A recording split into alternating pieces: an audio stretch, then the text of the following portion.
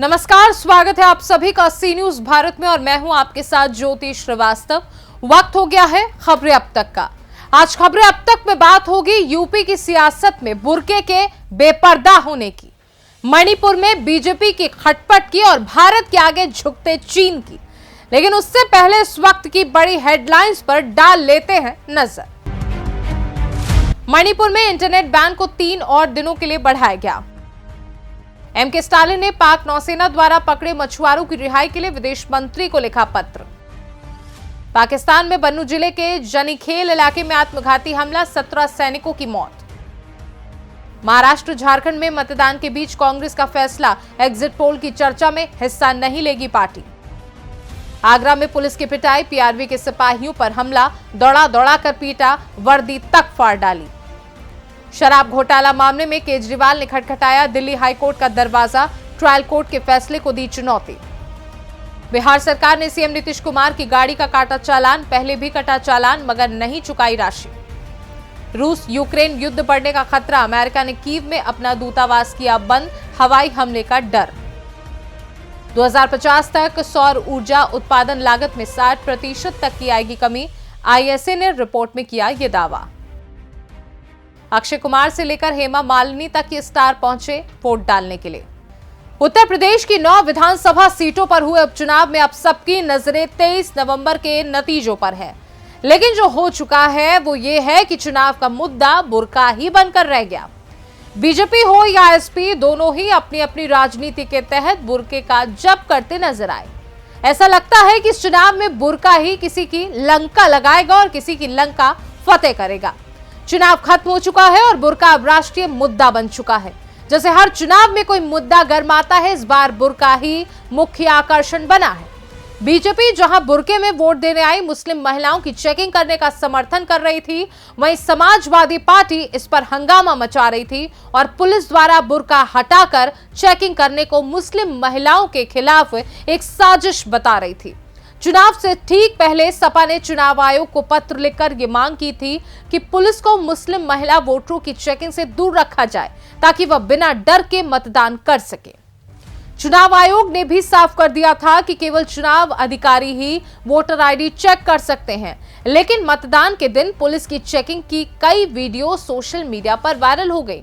इसके बाद बीजेपी के नेताओं ने पलटवार करते हुए कहा कि जब मुस्लिम महिलाएं पासपोर्ट बनवाती हैं या बैंक में खाता खोलने जाती हैं तो क्या वे चेहरा नहीं दिखाती? हवाई यात्रा करते वक्त भी तो बुर्का हटाकर चेहरा दिखाना पड़ता है। तो फिर अखिलेश यादव इस पर हंगामा क्यों कर रहे हैं? फिलहाल अब जब मतदान हो चुका है तो 23 नवंबर के नतीजों पर सबकी नजरें हैं। अगर नतीजे समाजवादी पार्टी के पक्ष में नहीं आते हैं तो क्या यह मामला सुप्रीम कोर्ट पहुंच जाएगा? क्या सपा चुनाव में धांधली का आरोप लगाकर कोर्ट में हस्तक्षेप की मांग करेगी? बुर्के के सियासी खेल ने चुनाव के तापमान को चरम पर पहुंचा दिया है और अब सबको इंतजार है कि आखिर कौन सा पक्ष इस बुर्का युद्ध में विजय हासिल करता है।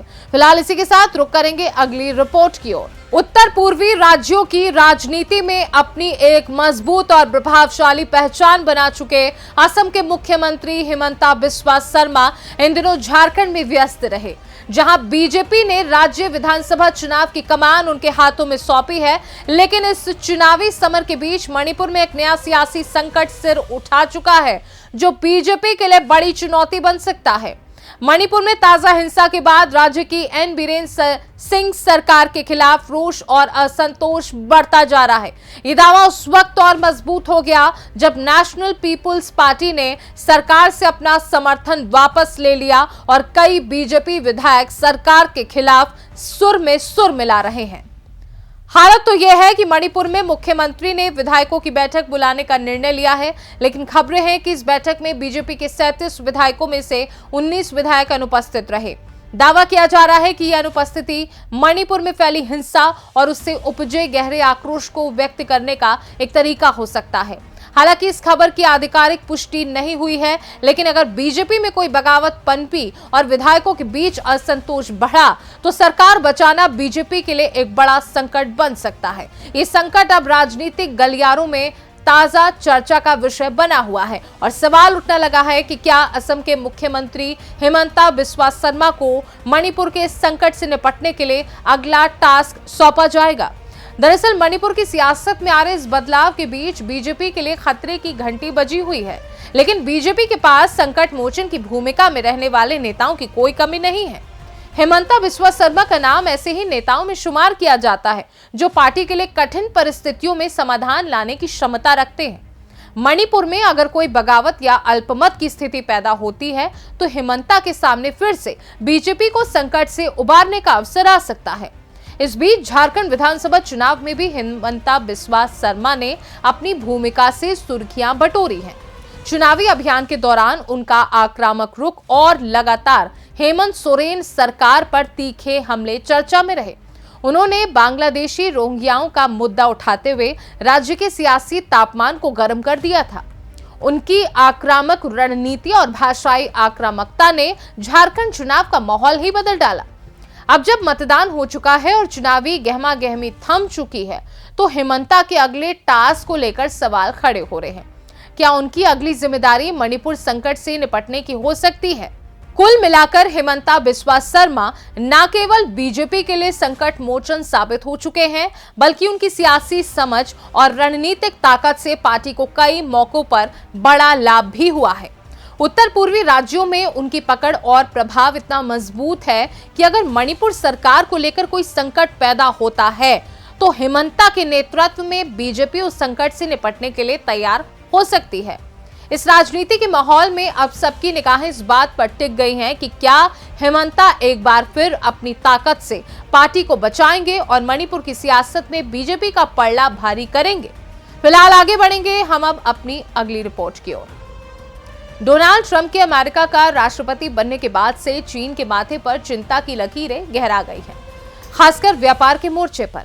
माना जा रहा है कि ट्रंप जनवरी में सत्ता संभालने के बाद चीन पर टैरिफ शुल्क बढ़ा सकते हैं, जिससे चीन की पहले से धीमी अर्थव्यवस्था को बड़ा झटका लग सकता है। इस दबाव से बचने के लिए चीन ने एक नया आर्थिक पैकेज घोषित किया है, लेकिन इसके बावजूद चीन अब भारत से रिश्ते सुधारने की कोशिश कर रहा है। अमेरिका के ट्रंप प्रशासन के दबाव को कम करने के लिए चीन ने भारत के साथ सीमा पर गश्त और सीधी उड़ानों पर सहमति बनाई। ट्रंप की जीत से भारत चीन संबंधों में सकारात्मक बदलाव देखने को मिल सकता है और चीन से नरमी की उम्मीद है। अमेरिका में ट्रंप प्रशासन चीन के खिलाफ कड़ा रुख अपनाने की योजना बना रहा है, जिससे चीन को व्यापारिक मोर्चे पर और मुश्किलें आ सकती हैं। भारत चीन के बीच व्यापार में कमी आई है, खासकर गलवान घाटी झड़प के बाद। अब चीन भारत के साथ अपने व्यापार को बढ़ाने की कोशिश कर सकता है, लेकिन अमेरिकी चीन व्यापार युद्ध के चलते इस संकट का असर और बढ़ सकता है, जिससे भारत के बाजार में चीनी सामान की बाढ़ आ सकती है। कुल मिलाकर देखा जाए तो इस तरह ट्रंप प्रशासन के तहत अमेरिका चीन के बीच व्यापार युद्ध तेज होने की संभावना के बीच चीन अब भारत के साथ रिश्ते सुधारने में जुटा है। उसकी कोशिश है कि अमेरिका के दबाव से बचकर अपनी अर्थव्यवस्था को संभाल सके। आने वाले समय में ये देखना होगा कि क्या चीन भारत के साथ बेहतर व्यापारिक रिश्ते बनाकर अपनी मुश्किलों का हल निकाल पाता है। फिलहाल ये तो थी खबरें अब तक की खास रिपोर्ट्स, लेकिन इसके अलावा एक बात जरूर करेंगे। आज चुनाव पूरे हो गए, मगर असली खेल तो अब शुरू होगा, क्योंकि नेताओं का असली चेहरा तो चुनाव के बाद कुछ यूं सामने आता है जैसे पुरानी साड़ी पर नया पैटर्न। जितना चुनावी भाषणों में जनता की चिंता दिखती है, उतना ही बाद में सत्ता की कुर्सी मिलते ही उनका ध्यान केवल अपनी पार्टी और अपने परिवार तक सीमित हो जाता है। जो नेता चुनावी समय में सबसे बड़े समाधानकर्ता बनते हैं, वही सत्ता में आते ही समस्याओं से बचने के लिए सबसे बड़े नजरअंदाज करने वाले बन जाते हैं। वादों की मिठास तो चुनाव तक ही रहती है, उसके बाद तो सरकार के लिए सिर्फ आंकड़े और सत्ता का खेल बाकी रह जाता है। नेताओं का असली चेहरा चुनाव के बाद कुछ ऐसा नजर आता है जैसे चुनावी भाषणों में इस्तेमाल की गई झूठी चमक को सत्ता की कुर्सी मिलते ही धुंधला दिया जाता है। चुनावों के दौरान जिन मुद्दों पर सबसे ज्यादा आवाज उठाई जाती है, वही सत्ता में आते ही चुपचाप तहखाने में बंद हो जाते हैं। नेताओं का ध्यान अब केवल अपनी कुर्सी, पार्टी और परिवार के फायदे तक ही सीमित रह जाता है, जबकि जनता के मुद्दे केवल अगले चुनाव तक के लिए तत्कालिक बने रहते हैं। ये वही नेता होते हैं जो चुनावी जीत के बाद अपने सच्चे रंग में आते हैं और दिखाते हैं कि उनका असली उद्देश्य क्या था, सिर्फ सत्ता की कुर्सी। फिलहाल इस बार भी ऐसा ही नजारा कैसे दिखता है, ये देखने वाली बात होगी। अब मुझे दीजिए इजाजत, नमस्कार।